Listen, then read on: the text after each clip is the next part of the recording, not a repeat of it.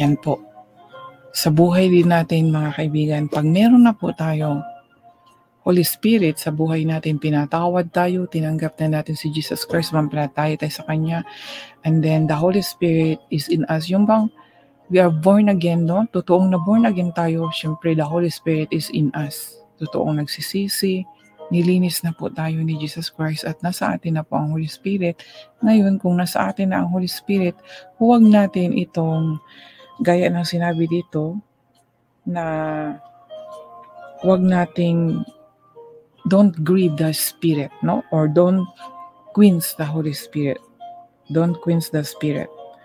And then finally, we must be completely committed to Him. Yan po yung patuloy na magniningas po. And then, siyempre po, isa po itong pagbubulay-bulay ng kanyang mga salita. Dahil nga maraming taong nagsasabi, hindi ako nakakaunawa ng salita na nasa Bible. Sino ang nagbibigay nito? Ang Spirit. Kaya patuloy natin itong paniningasin sa pamagitan po ng ating pagbabasa ng Biblia para hindi po mag-stop, no? Yan po mga kaibigan ang nauunawaan ko po sa ngayon. Ang burning fire or pagniningas na apoy ay hindi dapat mamamatay.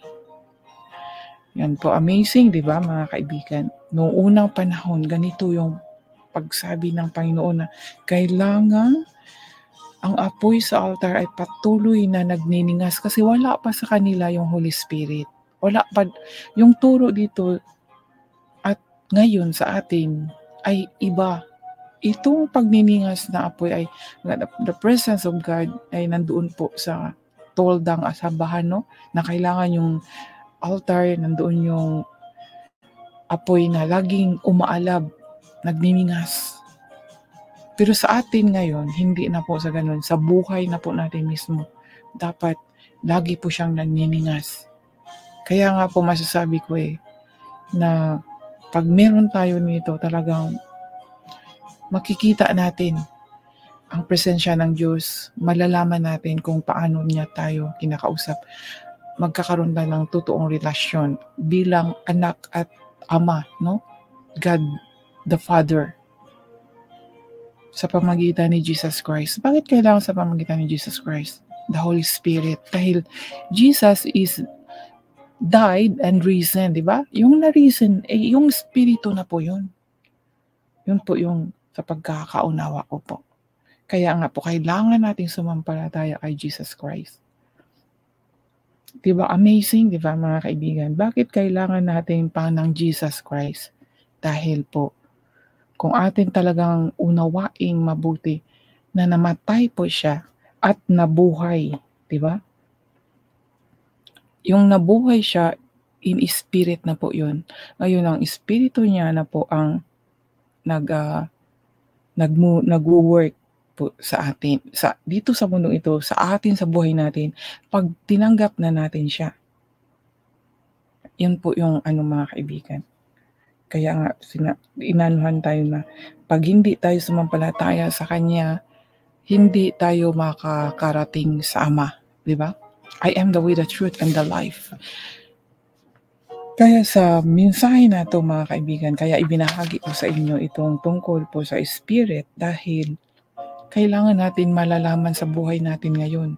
Wala na po itong sinabi dito na or sa loob ng simbahan ay kailangan palaging magniningas yung apoy sa altar. Ngunit mga kaibigan, kung meron po kayong nakikita, punta po kayo sa mga malalaking simbahan ng Catholic Church. Meron po silang candle, long candle po yan, na sinabi, iwan ko lang kung pinapatay nila, kung wala nang nagsisimba, hindi ko na maalala. Pero meron yan, makikita natin na mahabang kandila po, na sinabi every year ay pinapalitan at yung candle na yan dahil mahaba, lagi po yung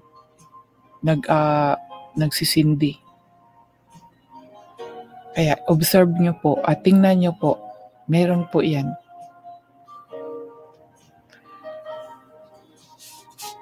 Hindi ko lang alam kung talagang hindi nila pinapatay hanggang itong sa tradisyon na ito kung sinusunod nila. Pero sa atin ngayon mga kaibigan, ang pagniningas na apoy ay mismong sa buhay natin, sa ating katawan, na ang nandito sa loob natin ay ang Holy Spirit ang nakatira at siya ay nagniningas.